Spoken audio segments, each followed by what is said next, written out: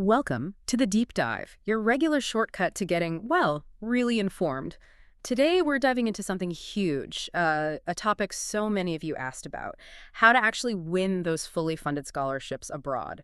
Ever dreamt of studying in the US, maybe the UK, Europe, wherever, but without that crushing financial weight? Then this deep dive is definitely for you. We're going to try and unlock those doors today. Yeah, and it's more than just not paying tuition, you know. A truly fully funded scholarship, it often covers living costs, your accommodations, sometimes even flights.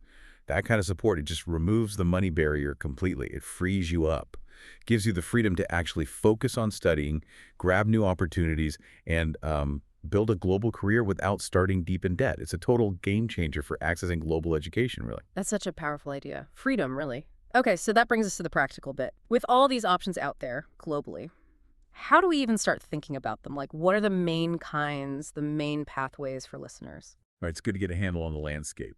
Broadly speaking, you can think about three main buckets. First, you've got government scholarships. These are often the really prestigious ones. Think Fulbright for the USA, Scheveningen for the UK, Day Out in Germany, CSE from China. Oh, and Erasmus Mundus in Europe. What's cool about Erasmus Mundus, for example, is that it's often designed for you to study in like multiple European countries. Really broadens things. Second category, university scholarships. Straight from the institutions themselves, Harvard, Oxford, MIT, places like that. They have their own funds, their own criteria. And then third, there are NGO and organization scholarships. These come from groups like, say, the Gates Foundation or Rotary International. Sometimes they target specific fields or maybe students from certain backgrounds. Eligibility differs a lot, obviously, but any of these can completely change your academic path. Okay, so there's a whole world of possibilities there: government, university, NGOs. But before we get into the winning part, let's nail down what it takes to even be in the running. What are the key things these scholarships look for in a strong candidate? What makes someone competitive? Well, a good academic record is foundational. Good grades are definitely important, and you'll almost certainly need to prove your language skills, usually with tests like IELTS or TOEFL for English. Then, crucially, you need a really powerful statement of purpose or motivation letter. That's your story, your why. Plus, strong recommendation letters. Can't forget those. But here's maybe a deeper insight. The best applicants, they don't just list things like volunteering or clubs. They explain how those experiences actually connect to the scholarship's mission or its values, even if it seems like a stretch at first. Things like leadership roles, real achievements outside of class, that's what can really make your application pop. Right, connecting the dots for them makes sense. So knowing what's needed is step one. But how do you translate that into actually winning? What's the strategy? Here's where it gets really interesting. It really comes down to being strategic and meticulous. First, start early. And I mean really early. Research options maybe a year, even 18 months before you want to start. Finding those earlier deadlines can sometimes give you an edge people miss. Second, actively build your profile. Focus on keeping those grades up, acing the language tests, and getting involved in stuff that matters to you meaningfully. Third, get your documents ready. Carefully, your statement of purpose, your CV, your resume, transcripts, getting those recommendation letters lined up. Fourth, and this is so important, personalize every single application. Seriously, never copy-paste an SOP.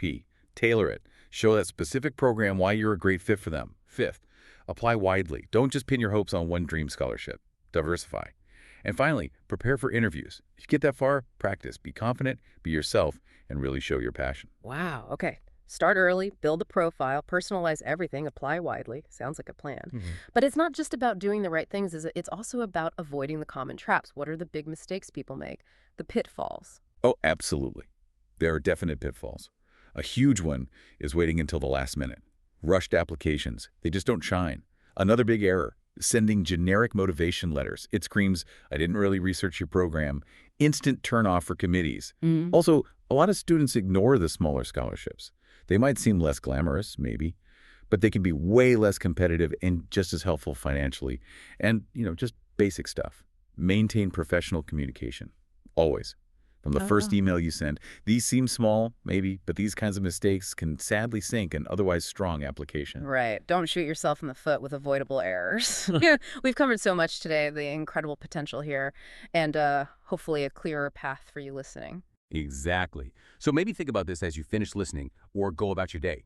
Thousands, literally thousands, of fully funded scholarships go unclaimed every year. And why? Often it's because students just don't apply, or they doubt themselves. They think, oh, I'm probably not good enough. But listen, your background doesn't have to limit you here. What really counts is your determination, solid preparation, and just persistence. So the question for you is, what opportunities might you be overlooking or maybe underestimating in yourself just because you haven't dared to apply yet? Maybe challenge yourself. Take that first step. Just look into one.